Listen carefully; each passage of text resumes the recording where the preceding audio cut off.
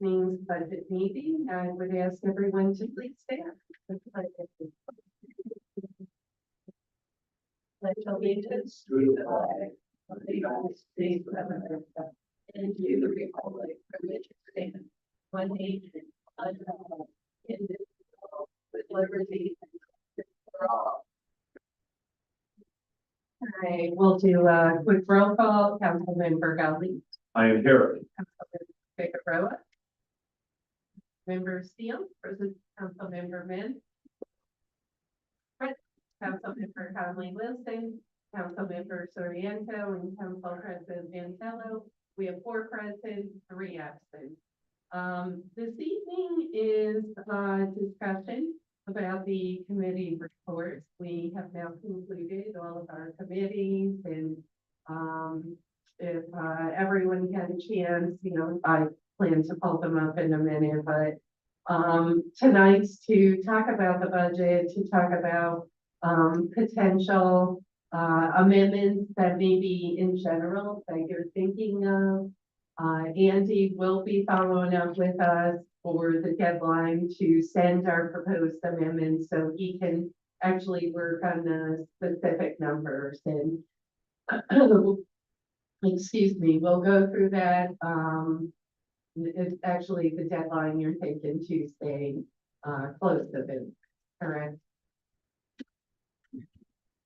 Yes, with the understanding that the council can send more later on, but it has and always would be appreciated to send them early so that they can be costed out. Okay.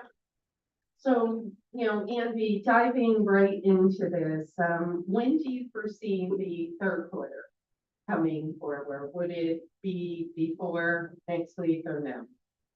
Possibly. We're working on it. Okay. All right. And, one of the things, some people watched our council meetings and the budget meetings, I should say.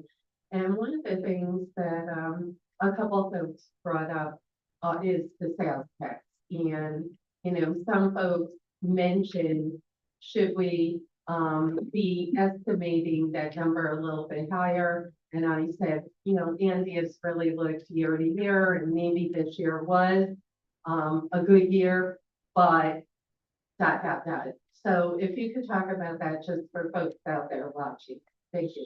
So the methodology, like we discussed mid-October, was changed this year to capture what we've seen the last 2 or 3 years. I ran it 3 ways. Did a forecast, average, and then looked at it by month and by year. The estimate that's in the budget is reflective of those numbers. I certainly understand people's thinking that it could be higher. It also could be lower. It's on the, I'm not going to say it's not on the conservative side, but we did increase it well over $1 million. It's a number I'm most comfortable with,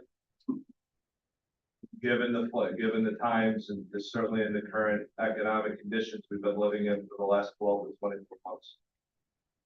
And if you make it super high, and this isn't the reasoning for it, but I'm also going to know, if you make it super high and you go into a recession, either you got to bring the number down, or you're over budgeting your revenues. So I think there's something said for that as well. No, I agree. I mean, there's a balance. Some people brought it up. That's one of the main reasons I mentioned it, Andy. And do you know where we are today, or?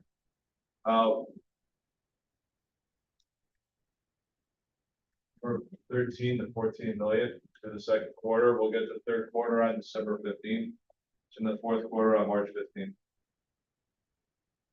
Yeah, I'm looking at it. And just to note, you get the slide, we get 19.65%, first 80 million, and then it slides backwards to, I believe, 11.1 or 9.9. I have to pull the contract to verify. So your fourth one again. So you get 19.65% of the first 80 million. And the percentage decreases, it's either 9.9 or 11.1, I had to pull it, of the sales tax receipts going forward. So your fourth quarter sales tax is always very lower, just given the nature of the contract. Chair, Councilmember that Bowman. agreement we have, Andy, what is the length of that agreement and when can those numbers be negotiated? It's either a 5 or 10-year agreement that was negotiated 2 years ago. The sliding scale came about for negotiation with the county in 2014 or 15. That's where the precedent was set that we would take 19.65 plus a diminishing excess over that. So when we renegotiated the contract 2 years ago, or 3 years ago, that's the parameters we were set with. So it was more of a negotiation of what the excess amount would be, and folding it into the future, it stopped the decline of that we were saying. So the new contract set that excess amount. It fixed it. It wasn't a variable decrease that we had. Okay, good, thank you, appreciate that. It's helpful, Andy. Any other discussions, questions? I know, Councilmember Steele emailed about the ballot fees. Do you maybe want to talk about that, Councilmember Steele? Well, I was thinking as we, actually it wasn't me, it was our caucus in conversation, felt that we have invested over the years in the golf course, and that we were interested in looking at ways that we might begin to recoup some of that investment. And so I did ask Andy to take a look at that and see if there were any, run some scenarios, see if there was any possible, because there has been talk about a proposal to raise the council salaries, rather than nickel and dime and take it out of departmental budgets that are already low. Perhaps that would be one way to fund that proposal should it pass. So that's sort of the background from my perspective. Okay. Did you have an idea what you were looking to increase? Truthfully, I'm not a golfer. I don't think any members of my caucus are. So we are deferring to those who know the system better and understand the. I think there are ways that we can accomplish this without, the season passes, the pass, without compromising the success of the course. We're hearing that it's in great shape. It's being used more and more, and so it's time, I think, for us to begin to recoup that. So I don't have any. I don't have any specifics. That was why I put out the email. Okay, no, that's fair. And Councilmember Gully, it was great the last year. Want to maybe give a little insight? Do you mind? I don't mind. Oh. I do play Pier Park as my main course, which is my only course. The place is totally different. We have people there have done a great job. Let me just place it. When you have country club members who come down to play your municipal course, you've created a value that they can't get out of their private country club membership. Those memberships in our area range anywhere from $3,000 to $5,000 a season in a country. However, municipal courses around the area are right in line with where we are, where we're going. 1,000 is very low compared to other seasonal fees. And everything I say, I'm going to get chastised next summer by the golfers out there, that.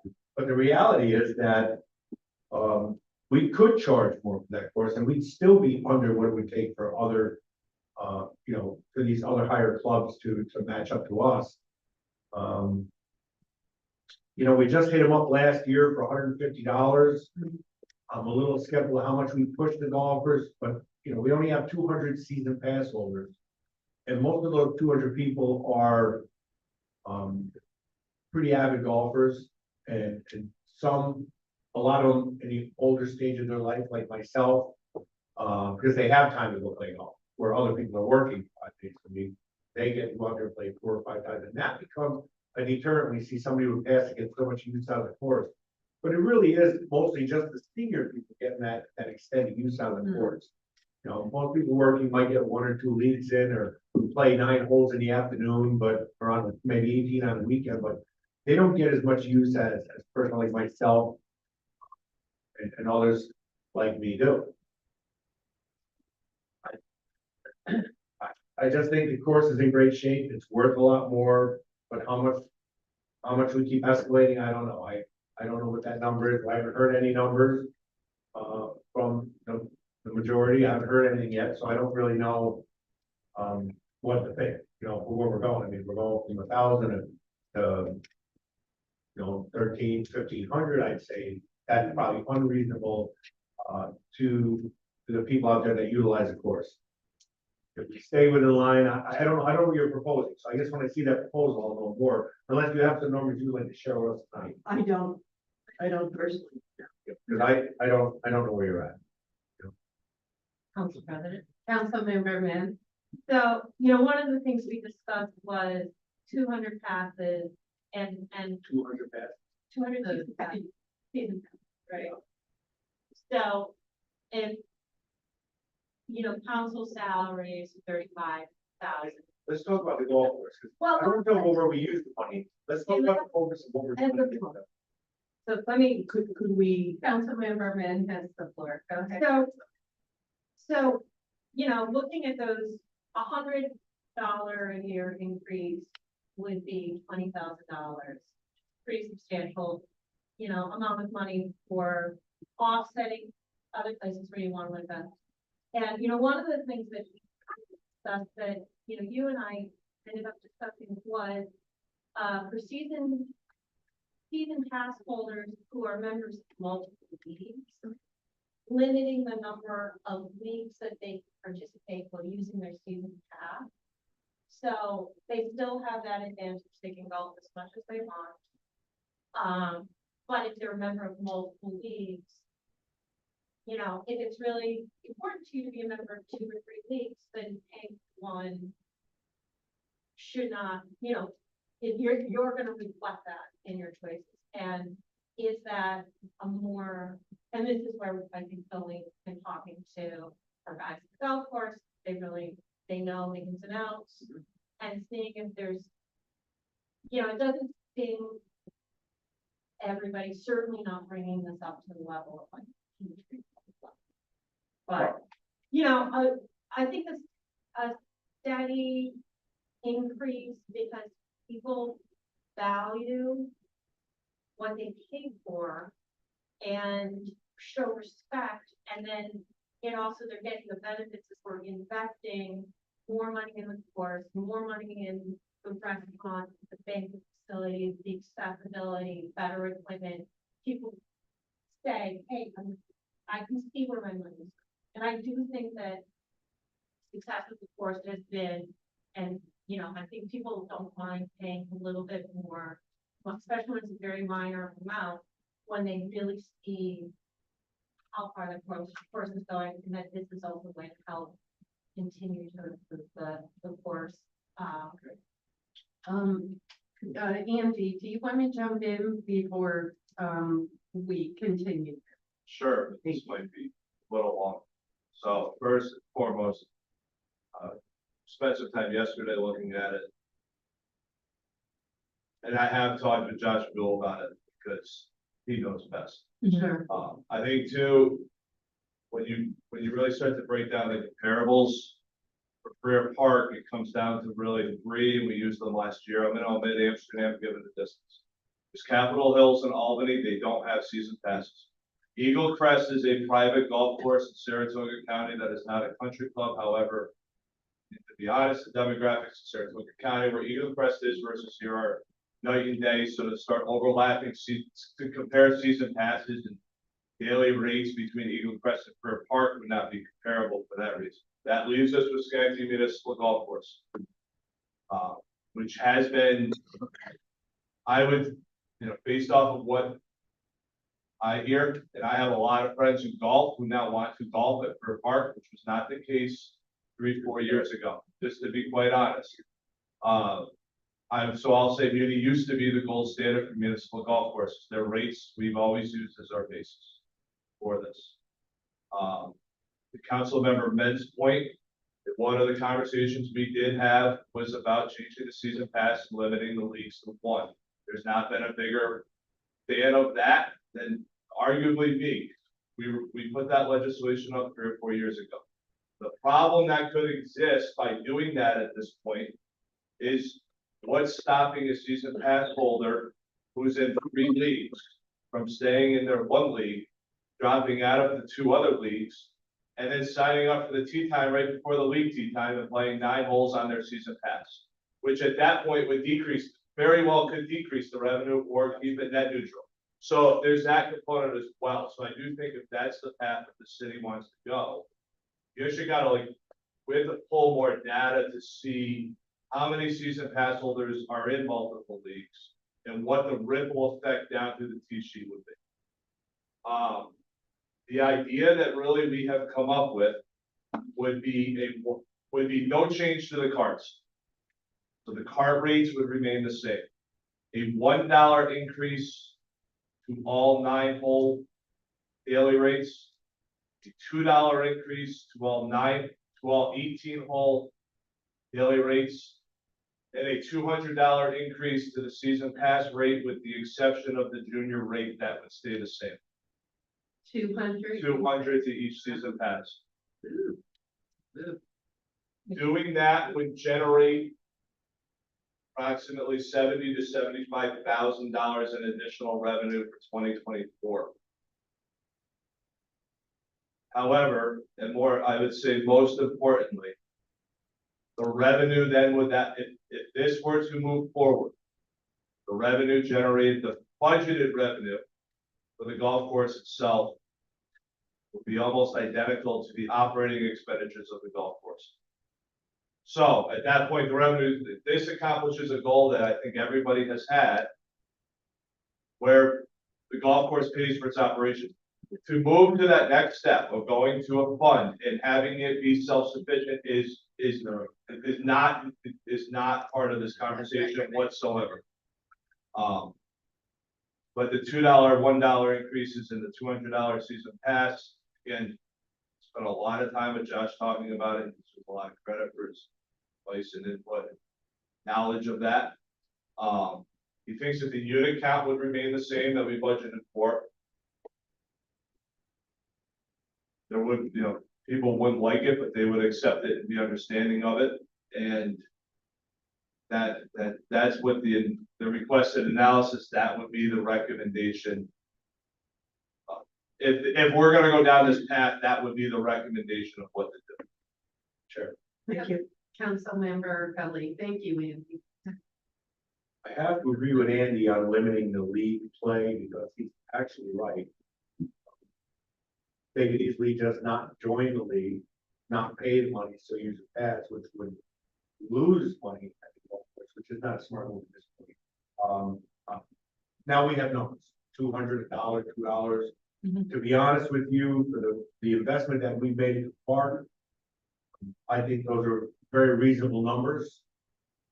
As we move towards getting this course where it's handling itself. Now, I have to talk to Josh myself also, to kind of really realize all this.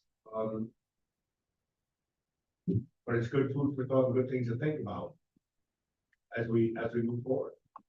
And one of the things that we were trying to be cognizant of when we did it, it's not fair to the season pass holders to only increase their rate. And it's not fair to the daily rate to only raise the daily rates. You're trying to find that balance within itself. Yeah, thank you. Good food for thought. Thank you, Andy. Thank you. Productive conversation. Anything else that folks were concerned about, I mean, I know Councilmember Gully in the GSB spend quite a bit of time, just regarding some processes and things like that, but, in terms of code, did you feel any, discussion that's noteworthy there, Councilmember Gully? You know, part of my discussion with people was about code, but also about our sanitation program. I found it difficult to understand the variance between the litter officers and our code officers, when the litter officers are really trained to be code officers, had the specific classes behind them, from what I'm told. Now, of course, that's the only conversation I've had. But I'm wondering if we don't spin our own wheels, because now we have a litter officer going to a house, and they look at the house, say, well, I can take care of my house, now I gotta go code to the other, we're tying up our labor doing that. I mean, it would make more sense to take the litter officers and combine them, make them all code officers, and have a responsibility to handle the front, the back, the sides of all the houses at one time without driving employees back around. But I also found out, and I found this a little confusing, and I guess maybe I just don't know much about the way things go here, but I was told that litter officers are grade 13 and the code officers are like a grade 11. And I couldn't understand the variance since our code officers have such a more strategic process where they actually have to go into a home. They have to look at really, some pieces in that house that can be difficult. They have a lot more responsibility inside that house. But I thought, why can't we kind of generalize that program, bring them together, create whatever grade they're gonna be, and let's put them to work, so we're not spinning our wheels back and forth, the inside, the outside of the house. Let's just man up and get them all together and create some strength, and maybe it can help relieve some of the pressure that we're going with a code. But then again, like I said, that was just a thought. I think I personally think it would be a smart move, but I could be wrong, because I have been wrong a lot. And I just think that they can still do their job as a litter officer, but be able to expand. So when they look over the fence and they see an issue, we're not tying up another employee, we're putting another tag on the post list to come up and take care of that other part. We don't need to do that. We need to get results, so that's when the person's there, real time, issue occurs, let's write the citations right there. Let's have them go to the front door, and have the ability to go to things, and this is what we're doing. And this way they get educated and understand what they have to do to be right in the city of Troy. Because I really do think we lack a lot of training within our specific departments, and I think we lack a lot of training, definitely lack a lot of training for the people in Troy. I think that we need to do better to get them educated what they need to do to survive in Troy properly. Because we have a lot of pieces of the puzzle that are coming through the court system. Sometimes when they get there, they're knocking them back, and we're not getting the true results that we really need. So, and I spoke too much on this, but anyways, that's my thought. Anyway, some good insight and then put this aside. Did anyone else share? Yes, Councilmember Min. So I think one of the things that we've learned over the course of this year is how imperative it is to satisfy the charter and have full-time city engineer. And the salary that's been bandied about is $125,000, which would make us competitive. And this may not be something that this council is able to do, but perhaps the next, removing the requirement for CSDA employees to live within the city of Troy and putting them on parity with police and fire, so that we can pull from a bigger hiring pool for specialized talent in all of our departments. I think that we've definitely seen the challenge in the hiring market, and you need to have a bigger geographic pool. And so, one of the ways to fill that position without having impact on the budget would be for $125,000 full-time city engineer. The vacant position that was previously held is about $75,000. And then eliminating the project supervisor position, which is vacant, which is funded at 66,000. Combining those two, and it gives us enough money to cover the salary for the city engineer and 16,000 left over that can be utilized for other things. And so I think it also reduces our reliance on outside consultants, and helps control that cost as well, and has better integration across departments. We're a city of 50,000 people. I think that having a city engineer full-time is absolutely, Council President. Yes, Councilmember Theo. That is one item that our caucus has agreed upon, and that will be one of the items that we will be forwarding to you. Fair enough. Good. Go ahead, Councilmember. and then You have the floor. I would say at this point that we will forward our recommendations to Andy, as you are doing as well. At this point, we're discussing the budget reports, not the specifics of the caucuses.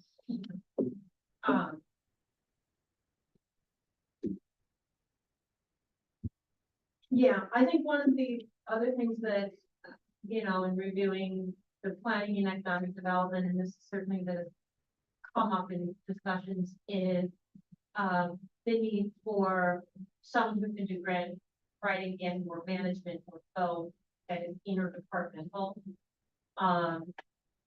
And there is a budget line for grant writer under planning and economic development.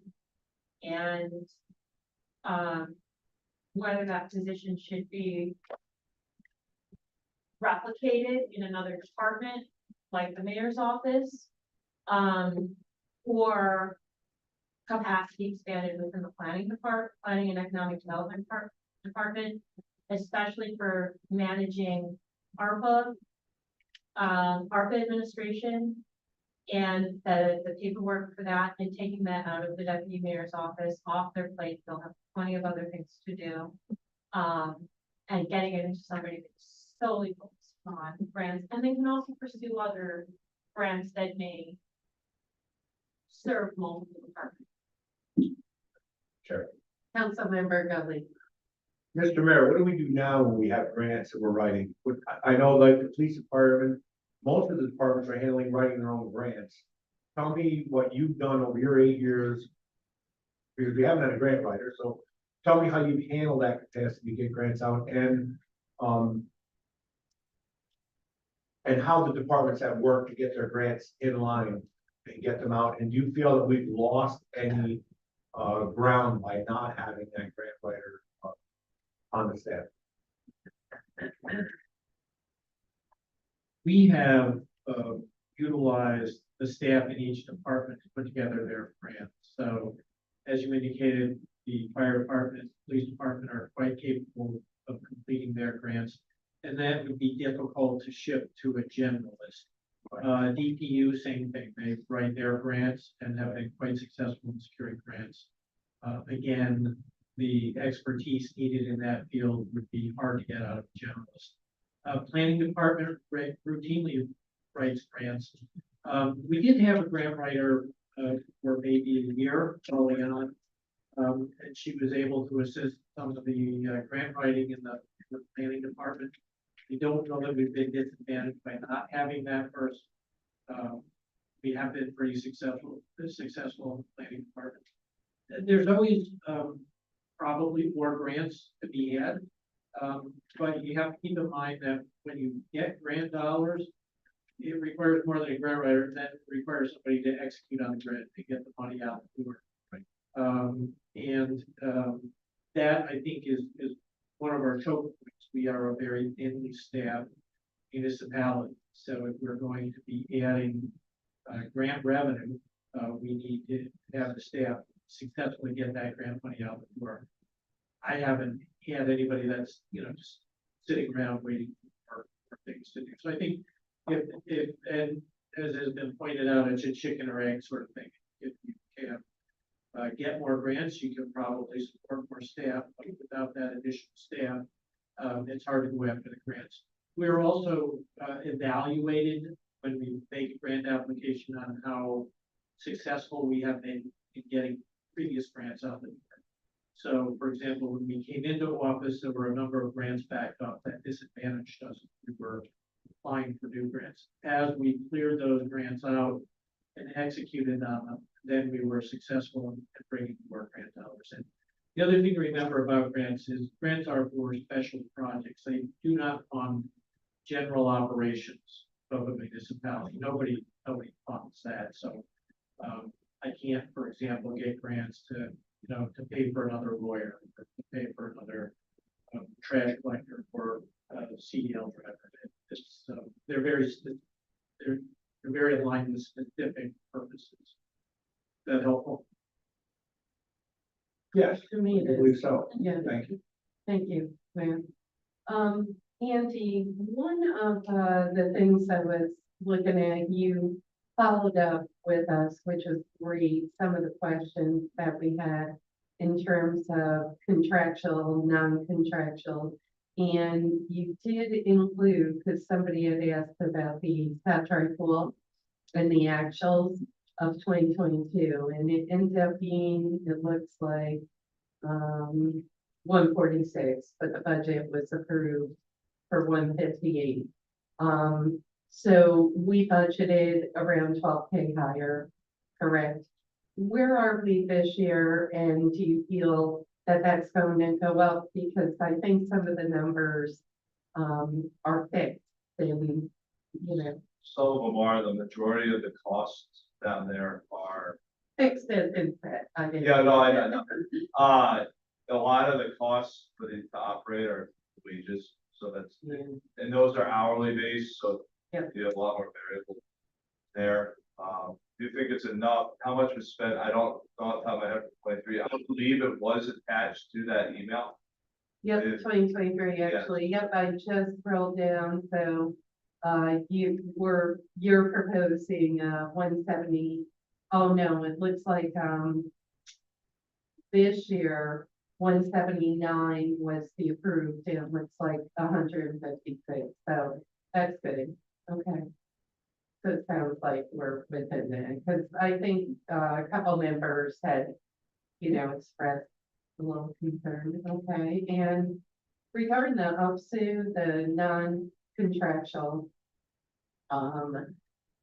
full disclosure, the state, I've not gotten back to him, but he did reach out, to, talk, but I've not connected. Does Rick talk to him, or I could forward his email? From UPSU? Yeah, hold on, I'll tell you who it was, Rob Lamaro. He's labor relations for UPSU. They sent an information request that I believe we responded to, but I will check on that. Okay, Which is usually their precursor to commence negotiations, but it's my understanding that they have not asked for dates to negotiate with the city. okay. I haven't heard that they asked. Right. No, he said, I look forward to working with you on their successor agreement, so sounds like he may wait till after the first, or, That would be my guess. okay. Can you let Rick know he did reach out to me? You know what I'll do, just so Rick's in the loop, I'll forward Rick the email in case he wants to connect. Okay.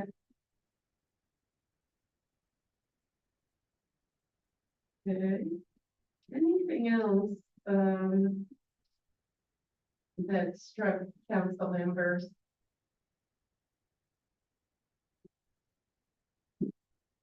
Chair? Yep, council member Man. I do think one of the ideas that has been floated is offering the opportunity for city council to have health insurance again. And offering it without a buyout. Danny was kind enough to give us figures so that we had a handle on what it's likely to cost. You know, obviously it varies from council to council and as people's life situation does change. But it's predictable enrollment and it's one of those things where, you know, we talk about recruiting people and who has the ability to run for office and serve their community. And, you know, health insurance is one of those things that's very expensive if you don't have someone else paying for it. And so I think it does open up the opportunity for more people who are self-employed, or who don't have health insurance, you know, through Medicare or their spouse. You know, it adds that safety net, and again, it creates like a bigger pool of talent to pull from. And I think that this is really an opportunity. You know, there's only certain moments in time where you can really bring back something like that, and really city council for essentially working close to a full-time job doesn't have access to health insurance. So I think it's something that we should, you know, as we're looking at the council raise, if we need to amend that public law, offering that option, but with no opportunity to get a cash buyout. You either choose to get it or you don't. Council President, Yep, Councilmember Gully. Councilmember Mann, can you share those numbers Yeah, you got from Andy? I I think mean, that, to send them to it. well, I think that there's an email, and I believe that you correct me if it's wrong, it's approximately 11. Between $11,000 and $12,000. This is not including dental. $11,000 to $12,000 for a single plan and $28,000 and change for a family plan.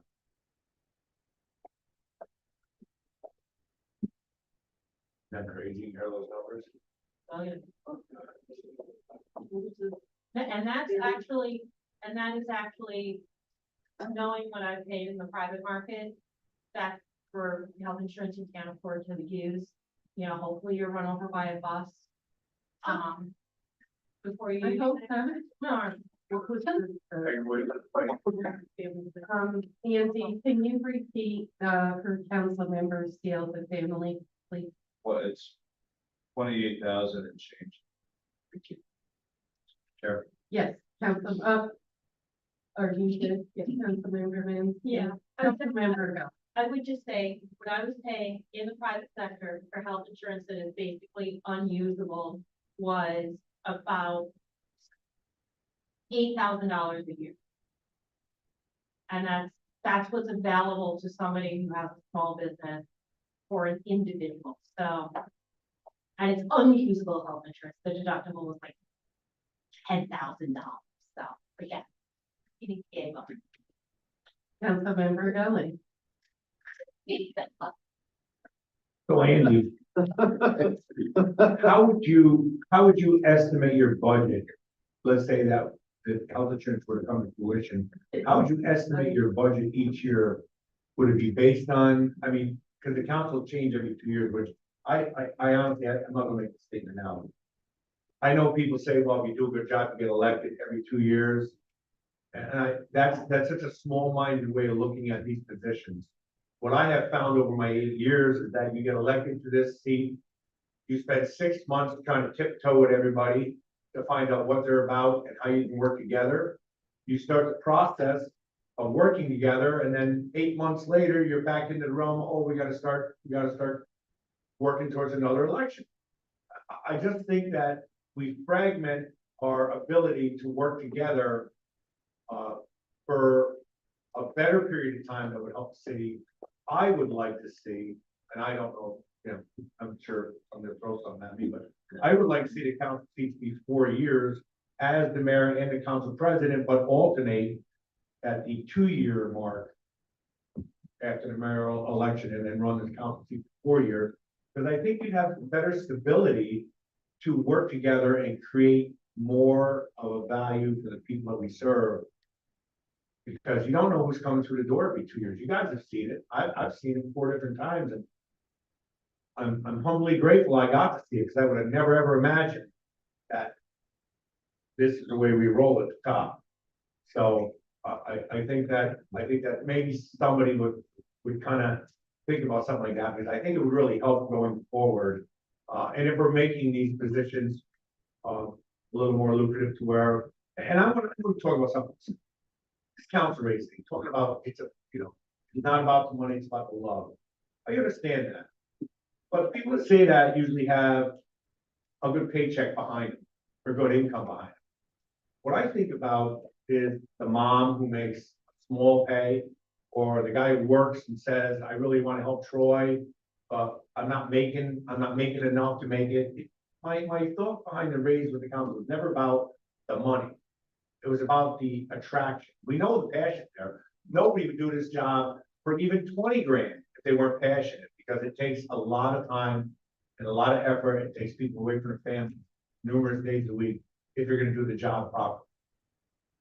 So it was not about just the money. I want to make that clear. This is more about how do we help somebody who's not making enough to be able to look at council position, who might have some good focus, good points, golden nuggets that they're thinking of to help the city, but they can't get involved because they can't survive with the pay. We heard that from council member Conley Wilson, who said she can't afford to stay a council member. Now, that kind of hurts, because, she's an intelligent woman who has a lot of background in certain areas that are helpful to the council. So I think that we gotta look at all these pieces, but I think that first, we have to be able to attract people we have to excite people who want to be attracted to this position to help, because it's long meetings, tedious nights, phone calls, finger pointing. I mean, a lot goes on in these seats. And we're not just serving our districts. I don't know about any other council member. I can guarantee you, there's no council member at this council table that's just serving their district. They're serving their city, and we serve it from one end to the other, because we do love what we do. But I do think it should come with a little bit more reward for the time and effort, so more people would look at us and go, hey, I want to be part of that. So that's what I'd say. And I do believe the council should have 4-year seats. So I don't know who wants to pick up on that, because I've only got 40 days left. Yeah, that would be, a referendum that would have. 41, sorry. That would, go before the voters, so, I think that's fair. something the council could look at next year if they're interested. Switching gears, Andy, switching gears, the water rate hike. Where is, that in terms of, so the water rate hike, will that bring in only about 240 or 240,000? Right. Okay. And can you, recall who also will be seeing that hike, who are on similar agreements? I know you rattled them. I thought I wrote it down, but.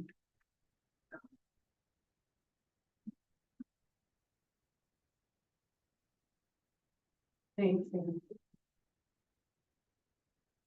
Brunswick, Scotticoke, Poston Kill. Believe that's it. North Greenbush 2, I believe. The rest are on wholesale rates.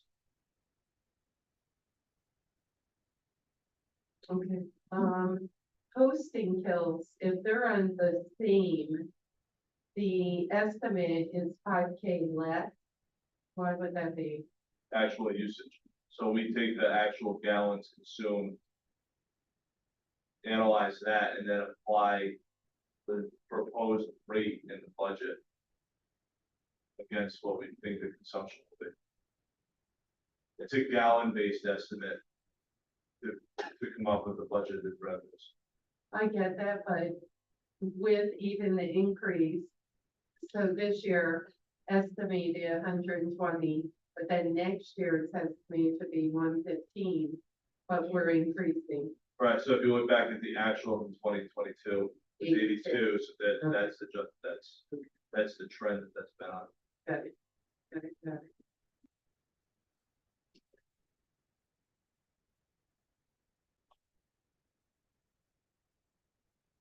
Okay.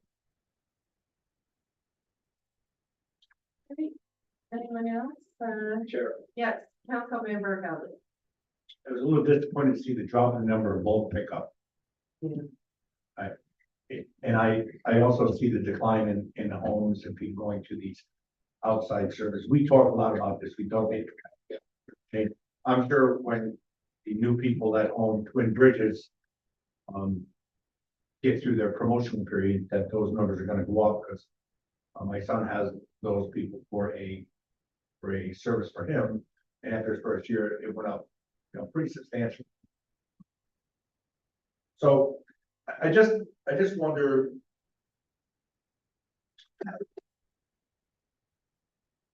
That big a drop tells me that something's not occurring with, was that a time, do we have trucks that were not operating, or was there, was it just the usage, or was there a reason why it dropped down that low? It's the billings, Are the I mean, billings that I've we been haven't collected inquiring. yet on bulk, or there's some that haven't been paid, or? it's actual bill, not as paid. Yeah, Because if you bill it and you don't pay it, the garbage fund, general fund pays it for you. yeah.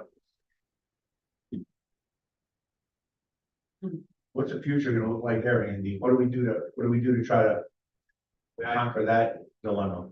Think.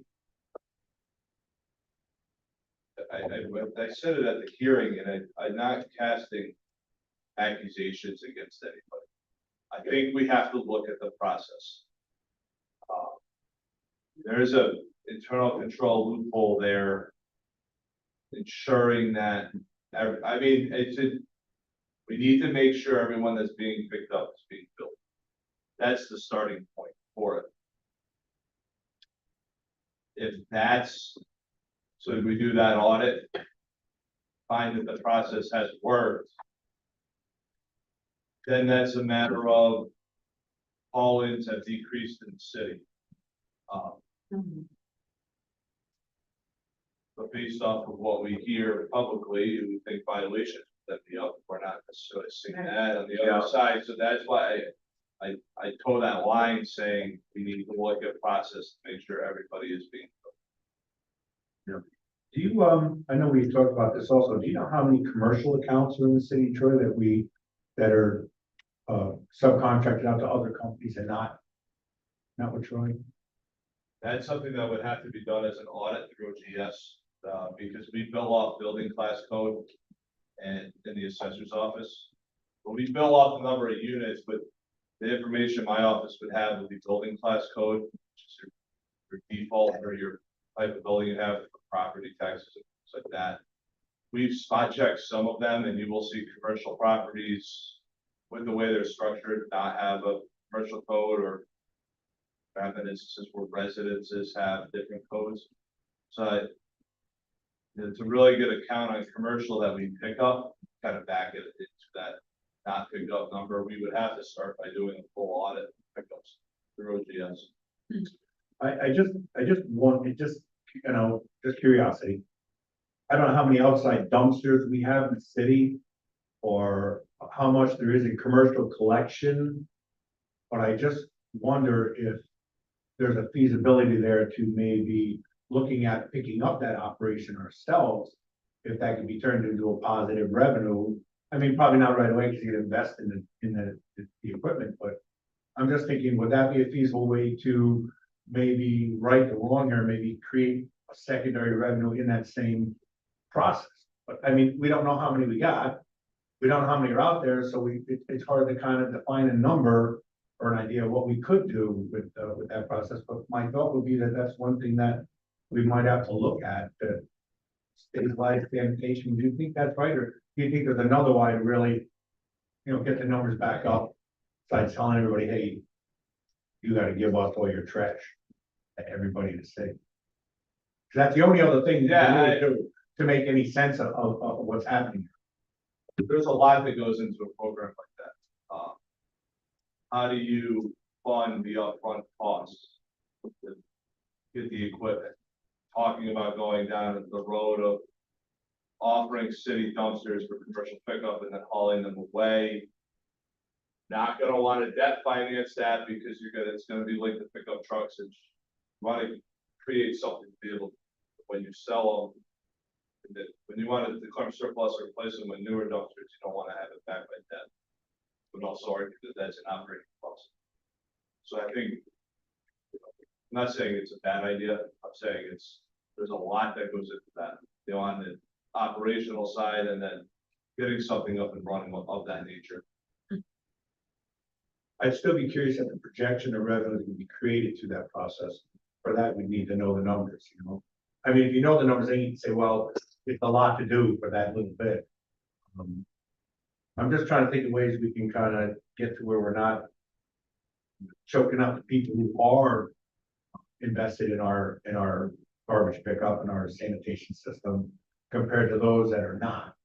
You know, try to find a way to make it so that it's easier on them, so we're not each year coming back, trying to escalate raises. Make the sanitation department work, because right now we have, just like our tax rate, we got part of the city in our program, and we're running along with a limp leg here. I mean, we just need to figure out something there that makes sense moving forward, I would think, or I can't see a feasibly successful future for the sanitation program if we don't. We keep going in this manner. Andy, switching gears, the 5 employees on the workers, in DPU, is that still to be? To my understanding, yes.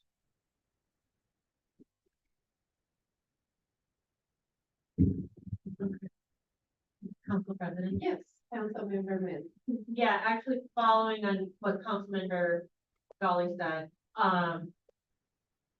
you know, I know if you do have a dumpster contract, like, it has to be filed with your department treasurer's office. You have private pickup, any type of private pickup with the city, you have to provide comptroller's office with your contract, the current invoice. Then we'll adjust up. So it's one way, of kind of like what Councilmember Gully was talking about, seeing how many people have converted to those contracts would show if they're using a dumpster. And, you know, like if we were to ever build out that service, that pool of information help. It could, we don't have the capacity right now to track who has private garbage can collection and who has private dumpster collection. Just simply track private collection. Gotcha. And just sort of hearing what you're saying is that it's possible that there are people who are getting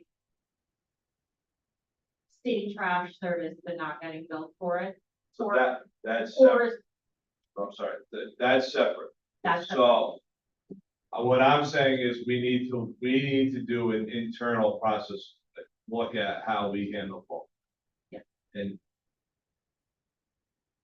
logging, when you look at internal controls down at OGS or down at DPW, and how an accountant's gonna view internal controls are gonna be two very different things. Right. Things like logging bulk pickup in a notebook is most efficient right now for DPW, right? But there's no control there. You don't know that every single house that's getting bulk pickup on a daily basis is in that notebook. Then go back to City Hall with the bill. That's what I'm referring to. In the same token, there needs to be an audit. But this is an OGS, and this is OGS and sanitation. This would fall under their wheelhouse. And it's painful and it's time consuming, but there needs to be an audit of, we have filled this house for pickup, we check it off the list. If you go to the neighbor's house and the neighbor's not on the list, but we're picking up the garbage, that person needs to needs a bill. That audit certainly could be done as well, and probably should be done. But those are two different, reviews that need to occur. And, I know that one of the ideas that has come up, Councilmember Conley Wilson has brought this up, is the idea of something to keep like fix, like report potholes, create that keeper trail. So that, when people are calling Joanne, you don't have to worry about something getting missed. Not written down, obviously filled on a notebook. And taking some of that, using technology to take some of that pressure off of staff and just streamline things. And so that's maybe yet another place where that would be, you would make the billing part, the cleanup part, communication part easier across the board. And I don't know if there's space in this budget to set money aside in BIS to look at acquiring that software, and background infrastructure and training to implement something like that. So, yeah. I don't know if there have been any past looks at buying software, creating a capability or something similar through the city website. I know that C-Click Fix was being looked at a couple of years ago, and I don't recall where that. Mr. Sullivan, there was something that John Selko was spent a lot of time on it, and well, Yeah. it stopped because of some sort of issue. And I was not party to it because it was never going to be a function, like my office was never gonna use it. So it was handled by John through, and then the appropriate departments from there. Right. Candy, where in the budget is the city hall payment? I'm trying to. 1620, 816. yeah, it's on page That's like, 63, 520,000. yep, thank you.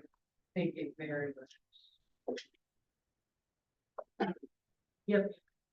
That's what I was looking. Eric, Councilmember Gully. was there ever really a legitimate search for a place to call home for City Hall? I mean, I know we put that committee together, we made suggestions. And we put a report out, but I know that, we talked about, 520,000 a year. Quite a bit of rent. I'm just wondering if there was ever really a strong pursuit to look for our own City Hall. So, yes, we did. We looked at both rental and we looked at pricing for a new city hall. We use about 30,000 square feet here. We're packed in. I suspect with redesign, we might see some gain in useful square footage, but I think we're looking around 30,000 square feet. And we were unable to find anything in the city that gave us that space and easy public access like this building does. In terms of the cost, 20,000. Yeah. I believe that includes utilities and the maintenance aspects of the building that we are responsible for as well. When we looked at city halls that have been built recently, the number was north of $10 million for the square footage we need. And probably greater now, given the cost of money and what we've seen happen in construction and supplies in the last couple of years. Coupled on top of that is that it would take the property we utilize off the tax rolls, and we would need to budget for, at least I would insist upon budgeting for replacement reserve accounts for, maintenance that we're not responsible for now. The numbers just, they're not any better to build your own city hall, frankly. There's a lot of, and that's why we got into trouble with the old city. We didn't budget a replacement reserve. We did not do adequate, we did not budget for adequate, for the asset we own. It just does not seem as though, we would be in a different position if we built our own city hall and if we continue to lease. Great, thank you. Nancy, this is bumped up 135. Is that in anticipation of potentially? Correct. Okay. Thank you. And then just, the agreement, spoke with the mayor, it's expired, but the agreement was for so many dollars per square feet, and those dollars have gone up.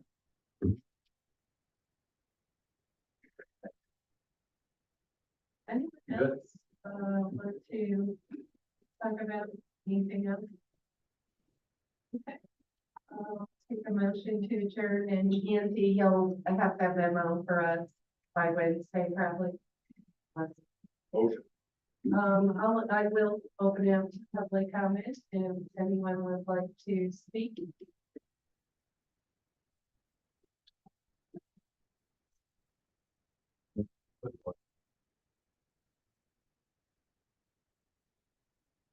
Please feel free to come up. Okay. We will now take a motion to Councilmember Valley, is there a second? Second, Councilmember Steele, discussion, all in favor? Aye. Opposed?